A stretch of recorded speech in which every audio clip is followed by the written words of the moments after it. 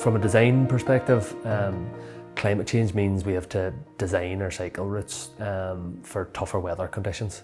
So in Ireland we're dealing with heavier rainfall, bigger rainfall events, more flooding, more frequent storm events. So as engineers and designers is designing the routes to make sure that they can cope with that. So one of the biggest climate related risks for us that we look at first is flooding, and especially if cycle routes are near rivers or canals or floodplains, things like that. So to deal with that, you're looking at making sure you keep the cycle routes outside of floodplains where you can. Where you can't, you're designing around it, so you're raising the levels to make sure you're up above the flood levels. After that then, it's the likes of erosion if we're along a coast. That you need to make sure you're future-proofing the route, that it's not affected by erosion if it does come, and storm damage, then making sure you're designing the infrastructure to make sure it's as robust as possible. There's other things then when you look at the likes of trailheads and things like that for the cycle routes, that you're using maybe more permeable surfaces, so to minimise the risk of flooding there that would possibly close the trailheads.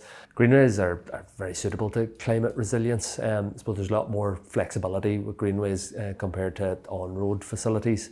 They're generally low traffic or no traffic at all in greenways, and they're away from the road network. So you have more options there in terms of planting natural drainage, things like that, where you might have more room. So you're using kind of open swales as opposed to pipes, things like that, that can be more resilience in terms of climate change. Balancing those impacts and still bringing people to these areas is probably one of the biggest challenges we have in designing greenways in particular. A lot of the main areas that you want to bring people to, or the main attractions, tend to be the most environmentally sensitive areas or environmentally protected areas.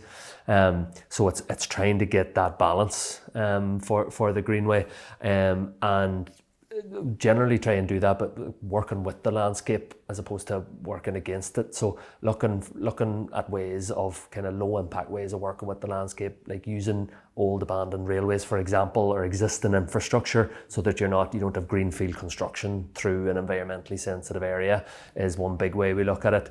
Then there's other examples for the likes of Achill there. If you're looking at, say, a sensitive bog area, rather than digging out the bog, that you look at maybe a boardwalk type design. So you're kind of working with the landscape that way. So you have opportunities when you're in those sensitive areas. You sometimes have opportunities to enhance the environment. So you're not always impacts, that you might have a chance to enhance the environment too.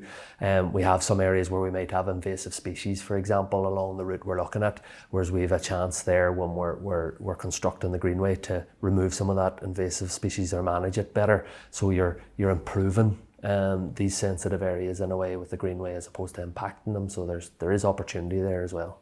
Then you're also looking at using data and things like that, and modelling to inform your design decisions in terms of locations or widths or usage and things like that. So trying to use that technology side of things with data to inform your design decisions is also a big help. Connectivity is hugely important.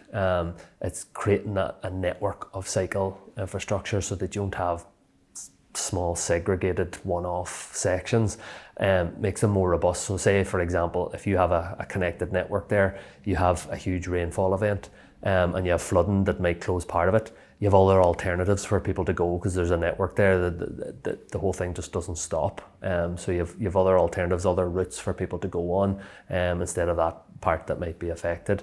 And you're also, in terms of tourism, if you have that network there, you have that flexibility. It makes it more attractive for people to come and cycle, even in the more extreme weather events and with climate change and things like that you have those options or alternatives for people when you have a connected network. One of the biggest things for us in terms of policy and planning ahead is maintenance.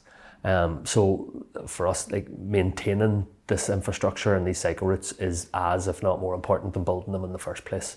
For example, in Donegal here, we have a lot of different greenways and active travel schemes planned for construction.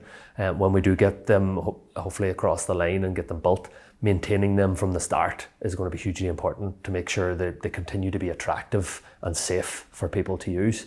And getting the money to do that is going to be a big challenge for everybody. So budgets are already stretched in general for road maintenance or for wherever it may be, but it'll be hugely important to make sure that there's a budget there for maintaining greenways and active travel routes, to make sure just simple things, it's just ongoing day-to-day routine maintenance, to make sure that you keep that infrastructure in the best shape it can be, to make it as attractive as it can be. So from a policy point of view, is making sure that funding is made available for local authorities or different groups, that they can continue to maintain this infrastructure once it's built.